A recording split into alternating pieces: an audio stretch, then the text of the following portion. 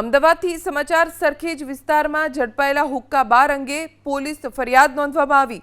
28 મેના રોજ brew roast કેફેમાં ચાલતા ગેરકાયદે હુક્કા પર સરખેજ પોલીસે દરોડો પાડ્યો। હુક્કામાં નિકોટીન છે કે નહીં તેને લઈને સેમ્પલ એફએસએલ માટે મોકલી અપાયા।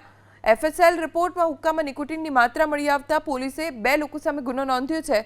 કેફે માલિક દિવ્યરાજસિંહ ચાવડા અને અબ્દુલ હમીદ બારી સામે પોલીસે ગુનો નોંધી આગળની કાર્યવાહી હાથ ધરી છે। 28/5/2025 રોજ મકરબા રોડ ઉપર બ્રૂ રોસ્ટ કોફીની અંદર સરખેજ સર્વેલન્સ સ્કોડ દ્વારા રેડ કરવામાં આવેલી હતી ને જે તે વખતે 24 હુક્કા બાર અને ફ્લેવર્સને મળી આવેલું હતું।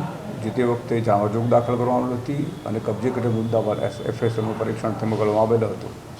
એફએસએલથી પરીક્ષણ થઈને આવતા જે ફ્લેવર મોકલવામાં આવેલી હતી તેમાં નિકોટીનની હાજરી મળતા તે બાબતે તબક્કો અધિનિયમ 2003ની સેક્શન 20(2) મુજબનો ગુનો દાખલ કરવામાં આવેલો છે અને તપાસ ચાલુ છે। એમાં અબ્દુલ હમીદ બારી અને દિવ્યરાજસિંહ ચાવડા જે બંને ચલાવતા હતા તેમના વિરુદ્ધમાં ગુનો દાખલ કરવામાં આવેલો છે અને રિપોર્ટમાં જે હુક્કાની અંદર ફ્લેવર એડ કરવામાં આવતી હતી એ ફ્લેવરના સેમ્પલની અંદર તમાકુની હાજરી આવેલી છે તેથી આ ગુનો દાખલ થયેલો છે।